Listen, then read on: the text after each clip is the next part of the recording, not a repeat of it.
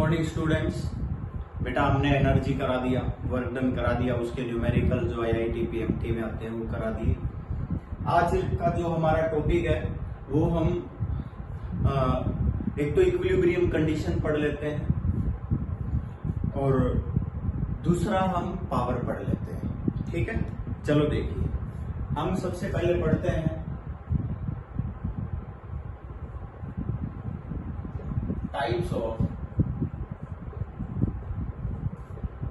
Equilibrium. देखिए, आपको पता है इक्विलिब्रियम कंडीशन क्या होती है।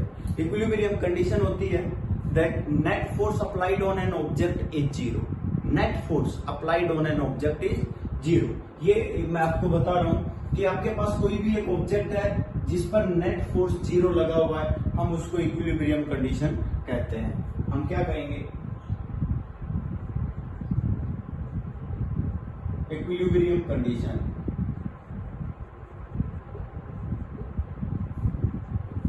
is set when net force acting on an object is zero. किसी ऑब्जेक्ट पर नेट फोर्स अगर जीरो लगा हुआ है, एफ नेट जीरो लगा हुआ है, तो क्या कहेंगे हम? एफ नेट अगर जीरो लगा हुआ है तो हम उसको इक्विलिब्रियम कंडीशन कहेंगे। क्या कहेंगे हम? Equilibrium condition. दूसरी बात, अब हम कैसे बताएंगे? हम टाइप्स ऑफ इक्विलिब्रियम की बात कर रहे हैं, तो टाइप्स ऑफ इक्विलिब्रियम में मैं आपको बता रहा हूं बेटा, एक हमारे पास होता है नेचुरल इक्विलिब्रियम,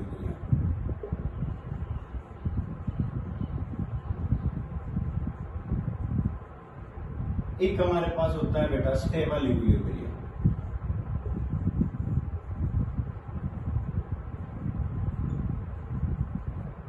और एक हमारे पास होता है अनस्टेबल इक्विलिब्रियम।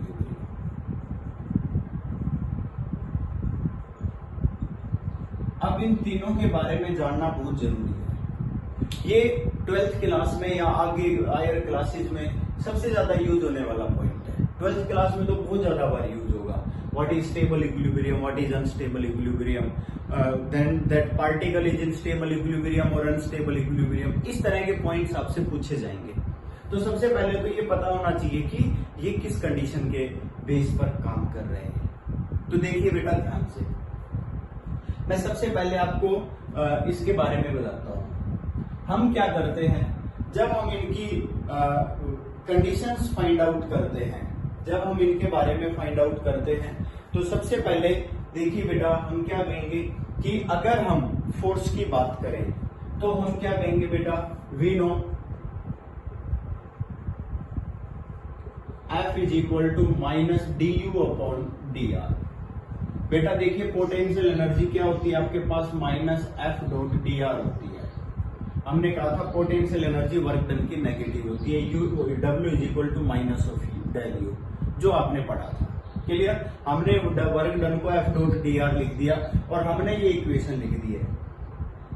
हम क्या कह रहे हैं बेटा, अगर ये यहां पर F is equal to minus D you upon D R है, इस केस में हमने क्या बताया? F net zero. अगर एफ जीरो है देन क्या कह सकते हैं हम? D you upon D R is also equal to zero. D you upon D R is also equal to zero. इसका मतलब है potential energy with respect to distance, change in potential energy with respect to distance is equal to zero.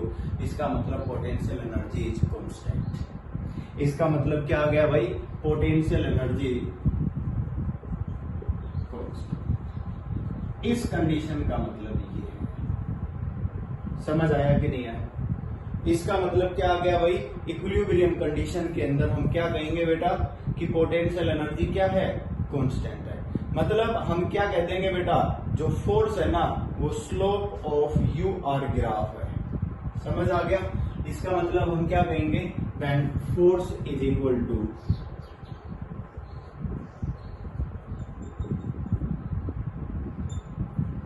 slope of u r graph.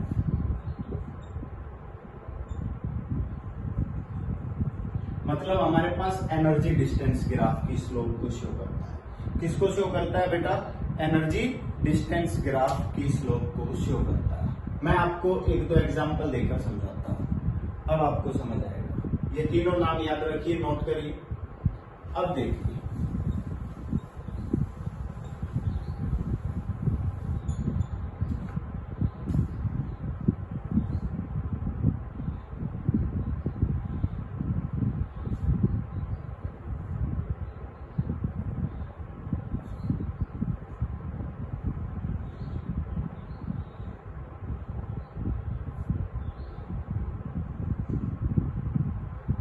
यहां देखिए बेटा, तीन अलग अलग diagram बनाए मैंने। इस डायग्राम को ए डायग्राम, बी और सी डायग्राम।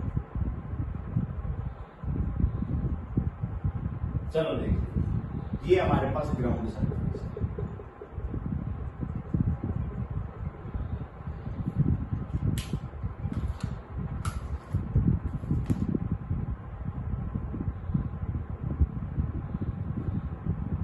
ये कहता है बेटा, ये हमारे पास तीन अलग अलग डायग्राम है, ए बी और सी। ये कहता है कि ये हमारे पास एक स्फेरिकल बॉडी है, होलोस्फेयर है, जिसके अंदर हमने एक बॉल रखी है। ये हमारे पास दूसरी स्फेरिकल बॉडी है, जिसके हाइट पर हमने एक बॉल रखी है। ये हमारे पास एक हॉरिजॉन्टल सरफेस है, जिस पर हमने दूसरी बॉल रखी है। बेटा एक मिनट,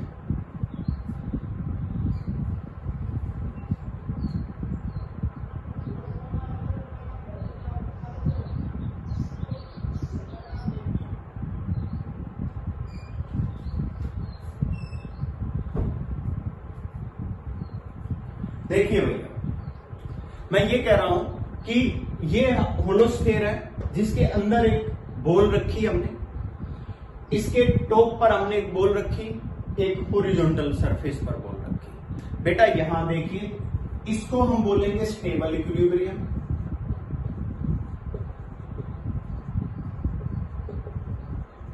इसको हम बोलेंगे अनस्टेबल इक्विलिब्रियम।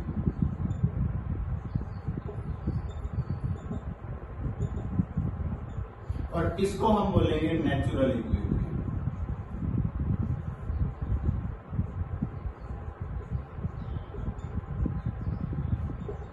ये पॉइंट ध्यान से देखिए आप सभी, ठीक है? ये तीन अलग अलग सिचुएशन हमने बताई, जिसको आप हमेशा याद रख सकते हो। ये कहता है कि ये अभी इक्विलिब्रियम में है, जो जहां रखा है वो वहीं पर रहेगा। अब स्टेप क्या है? You apply small force and displace that ball.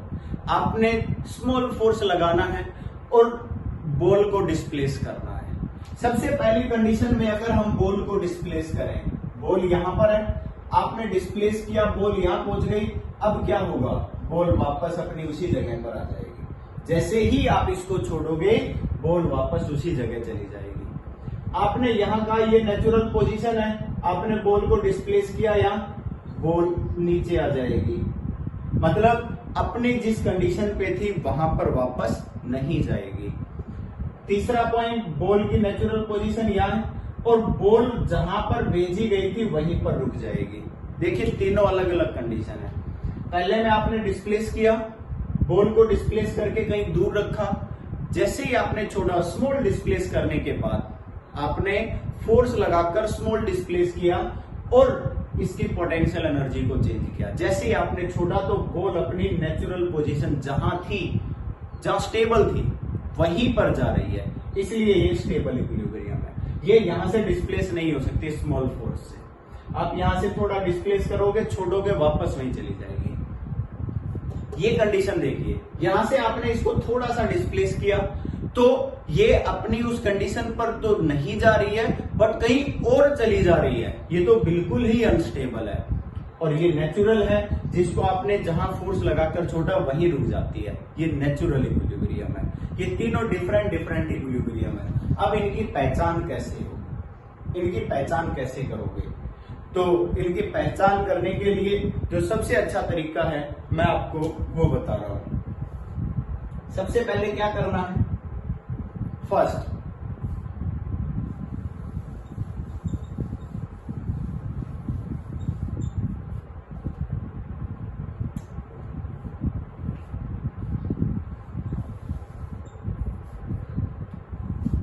steps used to find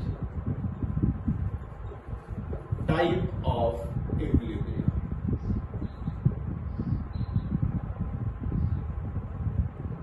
कौन कौन से स्टेप्स यूज करेंगे आप इक्विलिब्रियम फाइंड आउट करने के लिए? तो सबसे पहला स्टेप जो है उसकी बात करते हैं। फर्स्ट, सबसे पहला स्टेप होगा displace A object with small distance. सबसे पहले तो हम ये कहेंगे नेट फोर्स इज जीरो। सबसे पहला स्टेप होगा कि नेट फोर्स को क्या दिखाना है? Zero.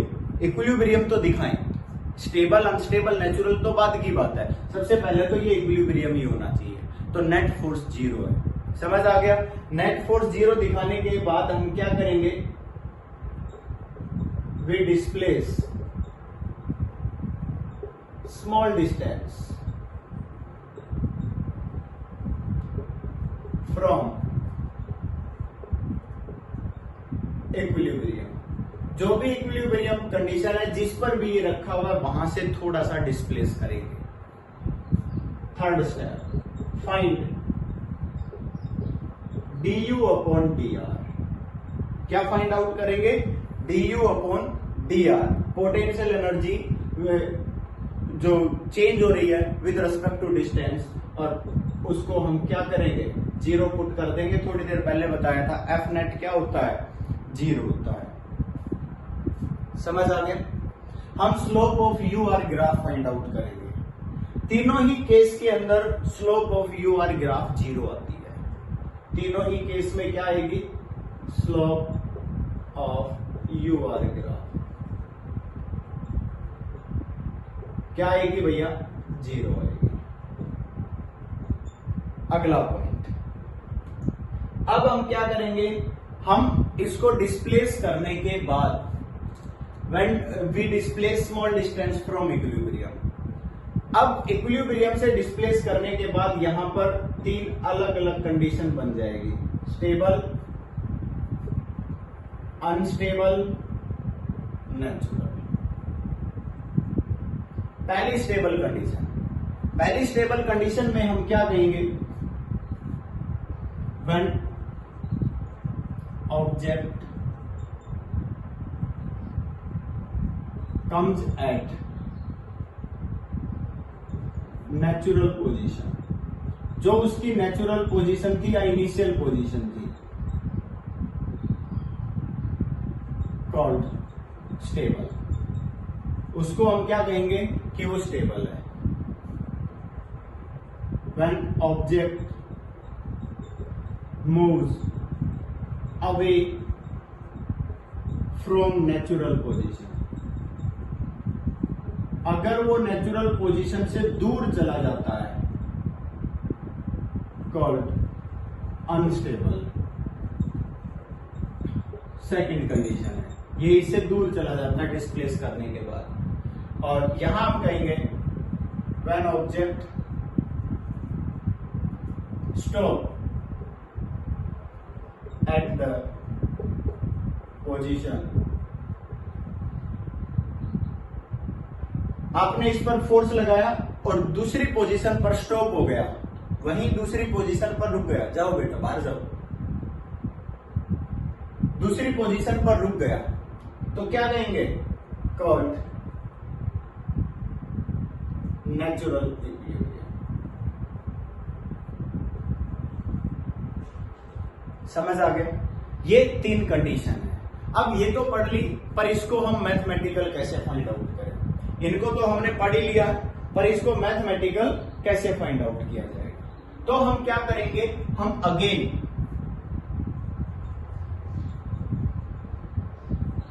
Sixth step, again find D square you upon D R square, और उसकी वैल्यू फाइंड आउट करेंगे। इसकी वैल्यू फाइंड आउट करेंगे। क्या फाइंड आउट करेंगे बेटा? D square you upon D R square. और इसकी वैल्यू फाइंड आउट करने के बाद हम देखेंगे अगर ये वैल्यू पॉजिटिव आती है, सेवंथ पॉइंट में, if D square you upon D R square, ये पॉजिटिव आ गया तो स्टेबल इक्विलिब्रियम है। अगर ये d square you upon D R square negative आ गया, सॉरी बेटा, स्टेबल के लिए क्या आना चाहिए, अगर ये स्टेबल है तो नेगेटिव, अनस्टेबल है तो पॉजिटिव, अनस्टेबल हो जाएगा। और अगर इसकी वैल्यू 0 आ जाए, D square you upon D R square अगर 0 आ जाए तो natural equilibrium.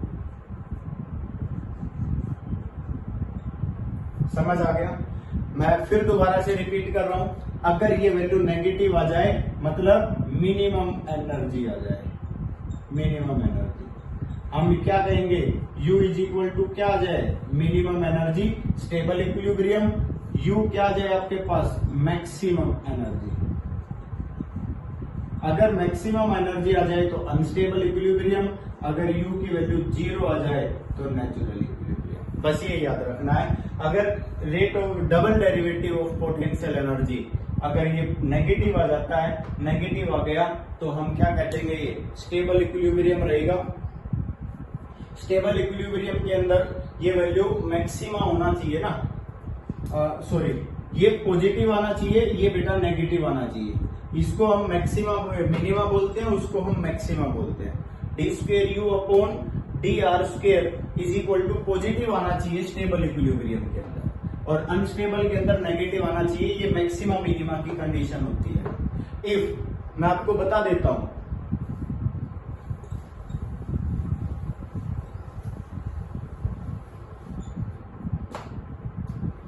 If D square you upon D R square is equal to positive, इसको बोलते हैं बेटा मिनिमा। याद रखना, अगर ये वैल्यू पॉजिटिव आ जाए तो इसको मिनिमा बोलते हैं, और अगर ये वैल्यू नेगेटिव आ जाए तो इसको मैक्सिमा बोलते हैं।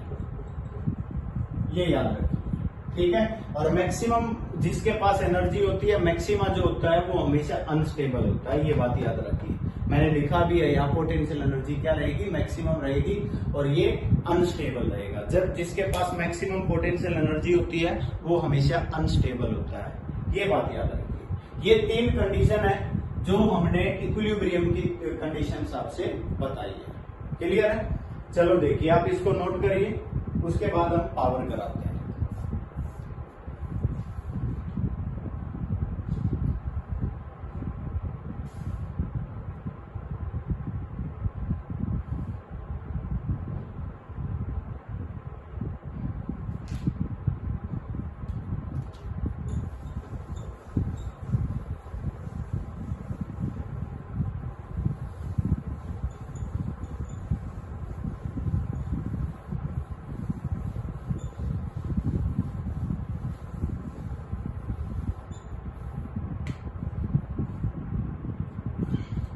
देखिए भाई, अभी हम पावर पढ़ रहे हैं। देखिए बेटा, पावर की डेफिनेशन क्या होती है। Power is the rate at which force does work. Power is the rate at which force does work. क्योंकि एक्चुअल में तो फोर्स ही पावर को शो करता है, और फोर्स किस रेट से काम कर रहा है, तो इसलिए मैंने, या फिर दूसरा हम क्या बोलते हैं, क्या देते हैं भाई, rate of doing work is called power. ये तो आपने पहले भी पढ़ा हुआ, बट समझना था कि क्या है rate at which force does work. ये सबसे इंपॉर्टेंट पॉइंट है। मैंने क्या कहा बेटा, मान लीजिए आप D W small amount of work done कर रहे हैं, एफ डॉट डी आर लिखते हैं कि नहीं, F dot d are, D W small amount of work done for displace is body of small distance D R by applying force F. ये आप पढ़ चुके हैं, पर हम यहाँ पर क्या पढ़ रहे हैं बेटा, पावर पढ़ रहे हैं। P is equal to rate of doing work D W upon D T. क्या कहेंगे हम, D W small amount of work done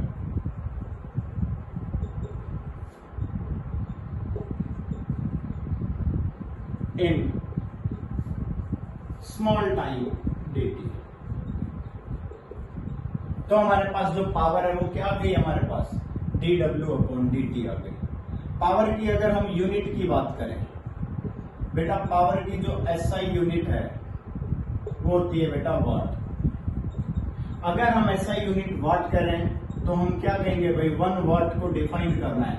work done को क्या कहा जाएगा बेटा, जूल, और टाइम को क्या कहा जाएगा, सेकेंड। हम क्या कहेंगे, पावर ऑफ ए बॉडी या power of a machine is said to be 1 watt if 1 joule of work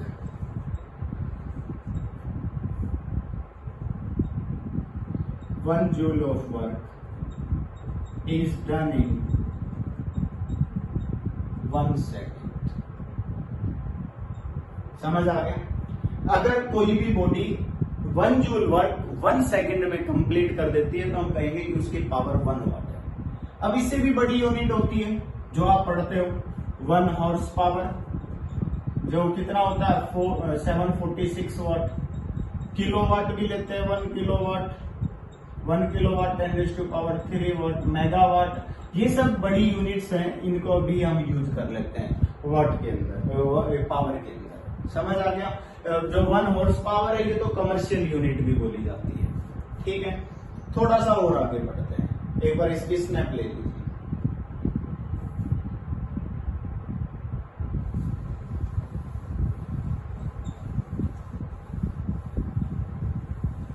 अब देखिए हमने क्या पढ़ा, P is equal to dw upon dt। और बेटा P इज इक्वल टू, वैसे तो W बाई T भी कह सकते हो, कोई फर्क नहीं पड़ेगा। P इज इक्वल टू बेटा dw की वैल्यू क्या आपके पास, F डॉट dr अपॉन क्या है dt। बेटा आपको एक फॉर्मूला मालूम है, वेलोसिटी इज इक्वल टू क्या होता है, dr अपॉन dt। बोलो होता है कि नहीं? हमने इसकी जगह वेलोसिटी रखी तो P इज इक्वल टू क्या आ गया, F डॉट v। यहां पर भी डॉट प्रोडक्ट आ रहा है तो पावर को क्या कह सकते हो, power is a scalar quantity. Power कैसी क्वांटिटी है भैया, स्केलर क्वांटिटी है। दूसरा आप क्या कह सकते हो, power is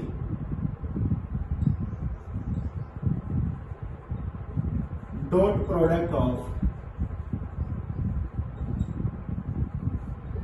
force and velocity. Force और वेलोसिटी का क्या है, डॉट प्रोडक्ट भी है। मेरी बात समझ आ गई होगी? किसका डॉट प्रोडक्ट है, फोर्स और वेलोसिटी का डॉट प्रोडक्ट। समझ आ गया? तो देखिए इसका एक न्यूमेरिकल कर लेते हैं। क्लियर? यहां तक आप नोट कर लीजिए।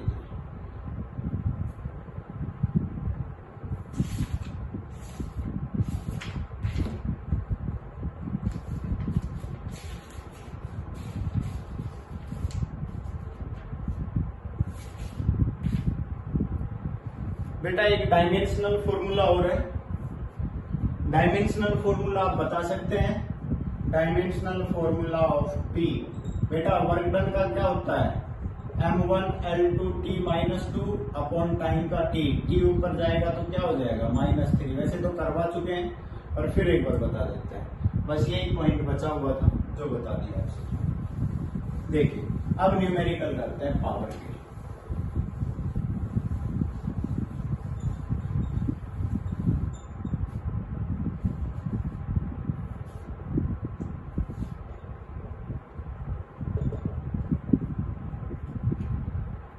सबसे पहला न्यूमेरिकल मैं बोल रहा हूं, a train has a constant speed 40 metre per second. कितनी है भैया, 40 मीटर पर सेकेंड। कोई भी ट्रेन है,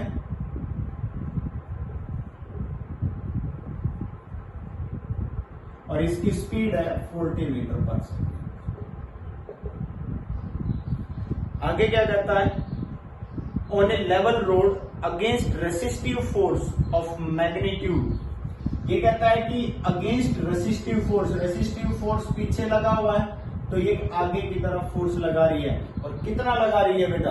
3 × 10⁴ न्यूटन। क्योंकि आपको पता है रेसिस्टिव फोर्स, भाई air resistance, force of friction, ये सब लगते हैं। अब इस रेसिस्टिव फोर्स के अगेंस्ट आगे की तरफ फोर्स लगा रही है 3 × 10⁴ न्यूटन, और ये कांस्टेंट वेलोसिटी 40 मीटर पर सेकंड से आगे चल रही है। ये कहता है कि आगे find the power of the engine, power of engine.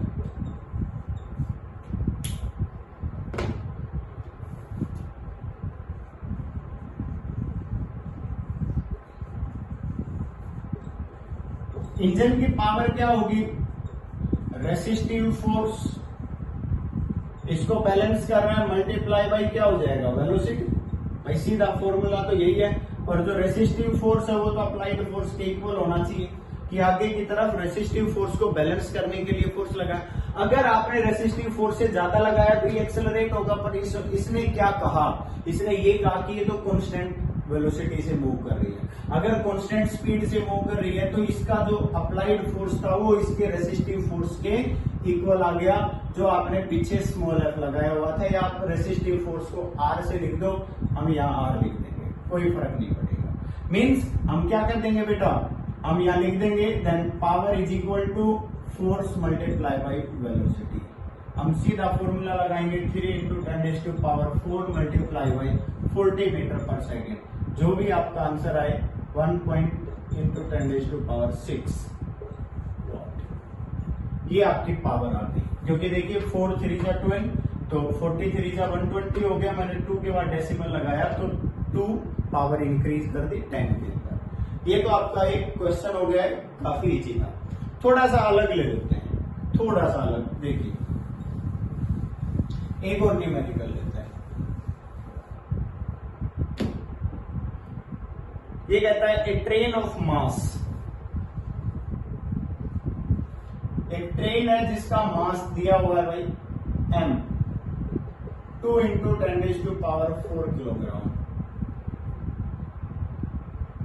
10⁵ kilogram,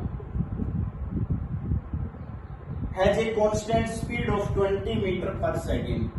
इसकी जो स्पीड है वो क्या है? 20 मीटर पर सेकेंड। मतलब v इज इक्वल टू क्या हो गया? 20 मीटर पर सेकेंड।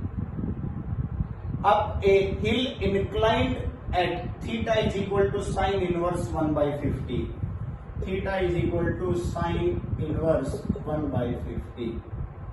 देखिए बेटा, अब ये कहता है कि जो ये है ना हॉरिजॉन्टल पे नहीं है, ये ट्रेन तो यूं जा रही है बेटा, थोड़ा डायग्राम बदलना पड़ेगा।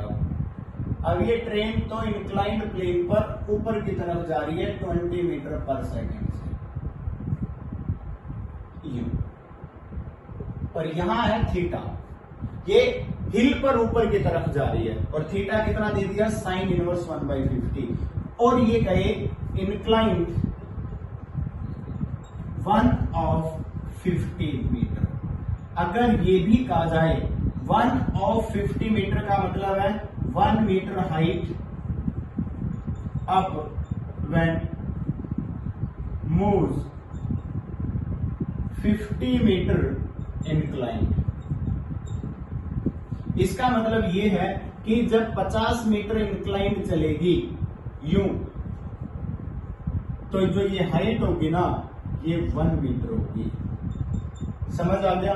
इस तरह भी लिख सकता है, बट इन्होंने तो सीधा थीटा दे दिया। अगर थीटा गिवन ना हो और इस तरह लिख दिया जाए तो भी आप समझ जाओगे कि साइन थीटा की वैल्यू, ये देखिए साइन थीटा क्या होता है बेटा?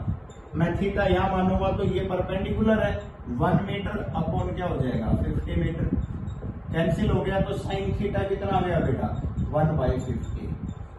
इस तरह भी कह सकता है। और theta is equal to sine inverse, मतलब आप कह सकते हो यहां से sine theta is equal to 1/50। ये भी गिवन है। To the horizontal when the engine is working 8 × 10⁻, working at, power दी हुई है बेटा, working at P is equal to 8 × 10⁵ watt, power of engine.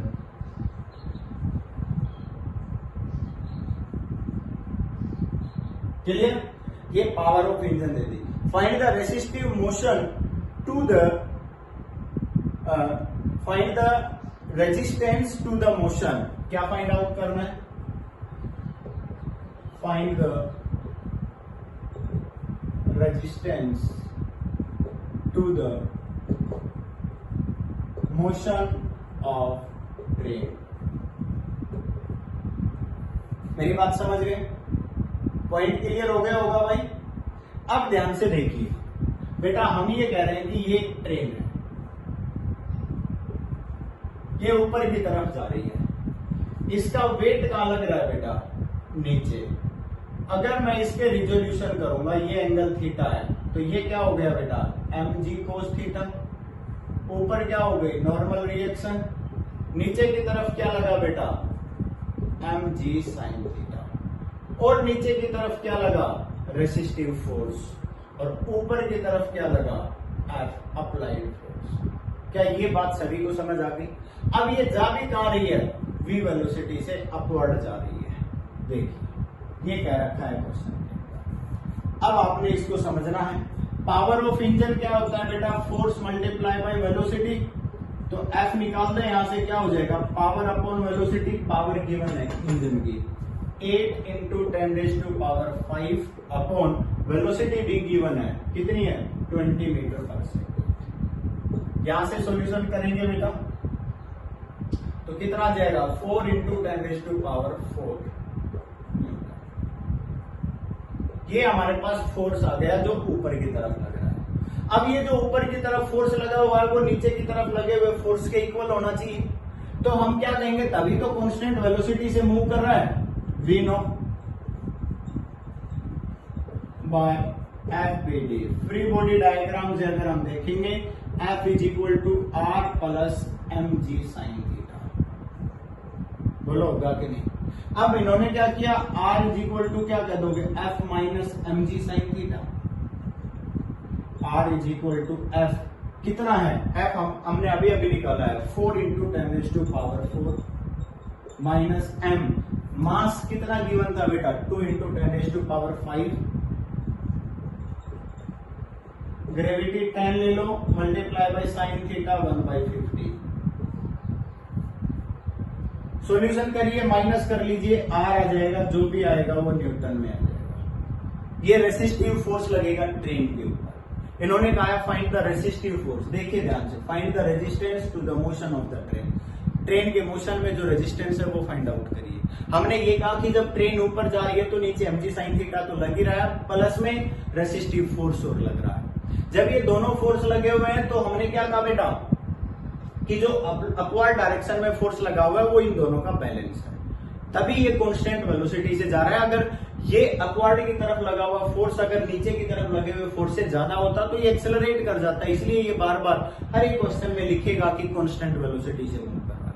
Constant velocity का मतलब है कि अपवर्ड डायरेक्शन में जो फोर्स निकालोगे वो रेसिस्टिव फोर्स और mg sin थीटा इन दोनों का सम होगा। जिस तरह पिछले में हॉरिजॉन्टल था तो F is equal to R लिखा था, यहाँ F is equal to R plus mg sin theta लिखा है हमने, और आपने क्या निकालना था? R निकालना था, जो कि फाइंड आउट कर दिया। ठीक है, तो बेटा इस तरह से हम पावर पढ़ेंगे। पावर के कुछ न्यूमेरिकल्स आप और करके देखिए। वैसे तो काफी सारे न्यूमेरिकल्स हैं, जितने भी न्यूमेरिकल्स कराएं उतने ही कम, बट आप एक बार करके देखिए। उसके बाद हम कोलिजन कराएंगे। एक टॉपिक और है कोलिजन, अगले लेक्चर में हम आपको कोलिजन कराएंगे और ये वर्क पावर एनर्जी जो सिस्टमेटिक आपकी बुक के अकॉर्डिंग है वो खत्म हो जाएगी। ठीक है, थैंक यू।